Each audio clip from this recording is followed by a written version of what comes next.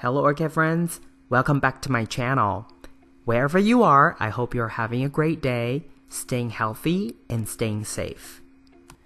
Today in this video, we're going to look at one of my top performers in my collection. This one is a Tingxing Fly Eagle Wilson. This is a cross between Tetraspis C1 and Dragon Tree Eagle. This one is a fragrant orchid, and for those of you who don't know, I'm a sucker for fragrant orchids. I really love their fragrance, even though they are sometimes expensive and sometimes harder to come by. But with the magic of internet, you can pretty much, get quite a lot of different varieties that have fragrance just with a click of a button. So this orchid this year has very different blooming behavior than last year. Last year, it only produced one flower spike, but this flower spike was really long and thick and continued to give me sequential blooms for 4 different times. And each time, it would give me 1 to 3 flowers. This year, somehow it just put out 2 new spikes, and these flowers all came out sort of one after another, and they all have really close overlap in terms of flowering. And I think last time that it produced 2 flower spike was the year before last year, so it's been a while. So I was expecting this orchid to continue to give me 1 spike but then have sequential blooms, but this year it's not what it did for me. And as you can see, this orchid is in a bigger container. It's a 24-ounce container, and I use the semi-hydroponic setup for this orchid. And as you can see, there are quite a few roots that have already grown into the reservoir. So it's a very good sign, because that way I get to decide, if I want to have as little water as 1/8 of a cup, as long as the water is reaching the bottom and there are roots already at the bottom, that I know this orchid will be able to absorb the water from the very bottom. And sometimes I do increase the water amount to about 1/4 cup, but I noticed that I drilled the hole a little too high, so even with 1/4 cup of water, the reservoir was maybe just about 1/3 of its level.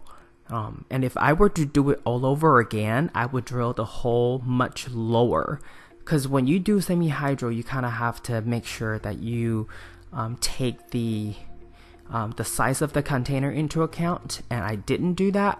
So the holes were higher and the reservoir just got too big, because I tried to fill the water to the drainage hole, and then I realized it was way too much water, and it was impossible for the orchid to suck up all that water within even 2 weeks time. So I knew I had to always make sure I just give it enough amount so that there's no root issue. Okay, so this is just some photos about how this orchid came in bloom this time around. So 2 flower spikes, and you could see earlier, last year it was having that 1 spike that eventually dried out, and I cut it off. So back in April and May 2020 was when this orchid was really, trying to mature its buds. And at that time, obviously, it's a very quote-unquote sensitive time for orchids. So I didn't try to move this orchid at all, and because I was giving it a set amount of water, so every time I just poured water from above the media and let it be. I know, for example, 1/4 cup of water will easily be evaporated or absorbed by this orchid in a week's time. So I only pour that amount, and I didn't have to move this orchid or try to dump out excess water by moving it or tilting it to the side, to be exact. Okay, so beginning of May was when this orchid first opened its bloom, and that was a very exciting day for me.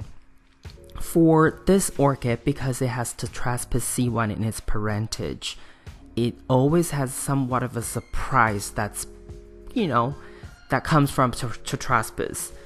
And for my orchid, this particular one, there are other ones that have slightly different behavior, but for this one, it's only its petals would have any kind of, color combination of red and yellow, and sometimes it's all yellow, sometimes it's all red, but then the three sepals of this particular orchid have always been in red. So only the top left and the top right petals are that can have surprise sometimes.